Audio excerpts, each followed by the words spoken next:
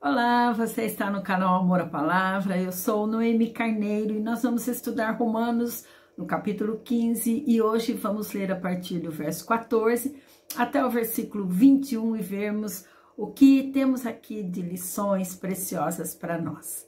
A explicação de Paulo diz assim: e certo estou, meus irmãos, sim, eu mesmo, a vosso respeito, de que estáis possuídos de bondade, cheios de todo conhecimento, aptos para admoestardes uns aos outros.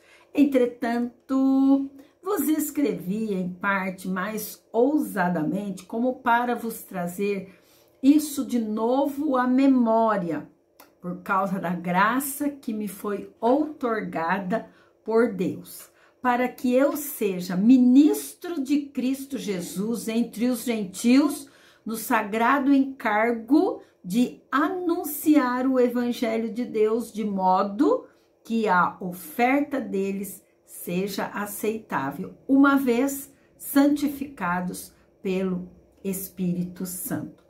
Tenho, pois, motivo de gloriar-me em Cristo Jesus nas coisas concernentes a Deus, porque não ousarei discorrer sobre coisa alguma, senão sobre aqueles que Cristo fez por meu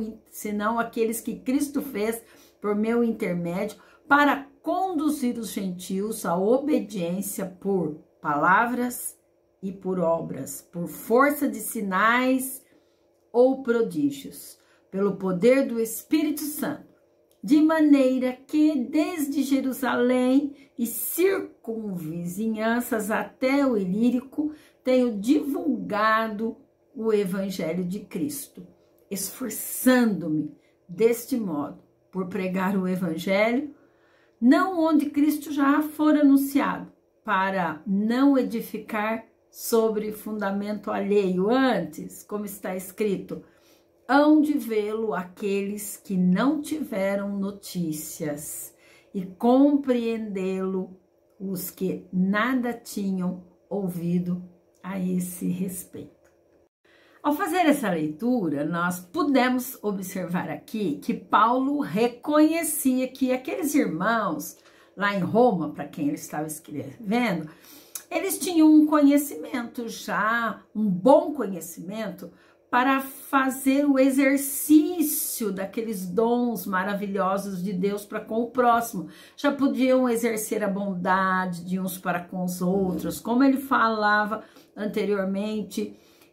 Também ele diz aqui, ó, vocês já estão aptos para aconselhar uns aos outros, para edificar os seus irmãos na fé. Então, Paulo inicia assim, elevando esse nível espiritual daquela igreja, concordando que eles tinham um crescimento muito bom.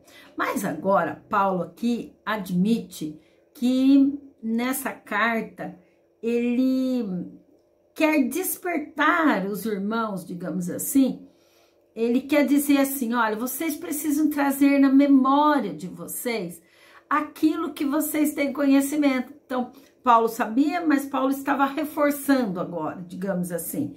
E ele se coloca, então, como o líder, como o ministro de Cristo entre os gentios, a quem ele havia anunciado, os gentios, povo para quem ele foi chamado. E ele diz que ele faz isso pela graça de Deus, que ele, como servo de Cristo, ia levar o evangelho aos gentios para que eles também pudessem receber a graça do evangelho de Cristo. Ele relembra todo o seu ministério. E Paulo aqui, ele se gloriava, não nele, mas no Senhor, de ter um ministério amplo, de poder servir a Cristo, de poder anunciar o evangelho aos gentios.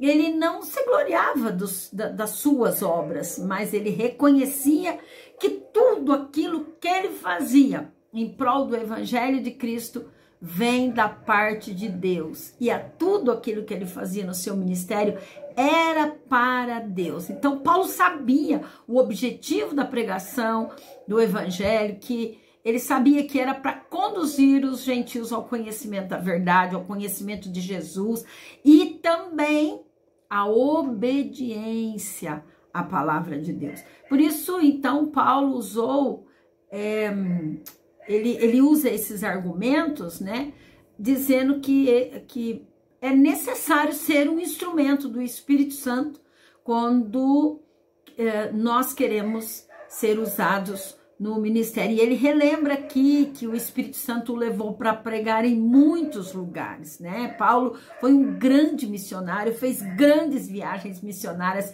nós estudamos isso em Atos, né? E ele, além de ser um grande missionário, ele foi um grande visionário. Ele tinha estratégia para pregar o evangelho. Nós vimos muito isso em Atos, mas a principal preocupação que nós estamos vendo aqui nesse texto era de não levar o evangelho onde o evangelho já tinha sido pregado. Ele queria sempre ampliar o ministério dele, né? Para não evangelizar quem já havia sido evangelizado. Precisamos chamar atenção para essa lição, né? Nós precisamos pregar o evangelho fora da igreja. A igreja é o reduto onde o evangelho já é conhecido. Por isso nós precisamos nos esforçar como servos do Senhor para também anunciar o evangelho amplamente, sair, digamos assim, do nosso espaço. Mas Paulo tinha um grande desejo. O desejo era de que aqueles que ainda não conheciam o evangelho de Cristo, como ele disse aqui nessa passagem, ele queria que essas pessoas que nunca tinham ouvido falar de Cristo o conhecessem através da pregação do evangelho. E então, nesses versículos apenas do versículo 13 até o versículo 21 aqui, Paulo expressa esse seu desejo. E eu acho que isso é uma lição muito importante para nós, que esse desejo também ocupe o nosso coração, a nossa alma, que tenhamos amor tão grande pelo evangelho de Jesus, que possa latejar na nossa alma a vontade de anunciar o evangelho, do mais pequenino até o mais velho, todos aqueles que cruzarem o nosso caminho, quer seja por palavras, quer seja por ações, pelo nosso testemunho. O maior desejo era que o evangelho fosse pregado.